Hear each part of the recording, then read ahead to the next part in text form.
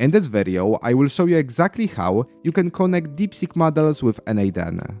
So generally, when we want to use DeepSeek with any AI node inside n8n, whether it's the basic LLM chain, AI agent or other node, we would need to actually provide our credential. So whenever we create new credential, we need to just give it an API key.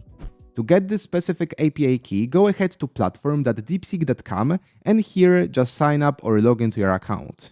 After you do this, in the left top corner, just click on API keys and click on create new API key. Just give it a name as a test, for example, and then you can just copy your API key. Go back to n8n and here just provide this API key right there, click on save, and then you're able to use this model. For example, let's open the chat and type something like hey. Then it uses DeepSeek model and you're able to just create the responses powered by AI.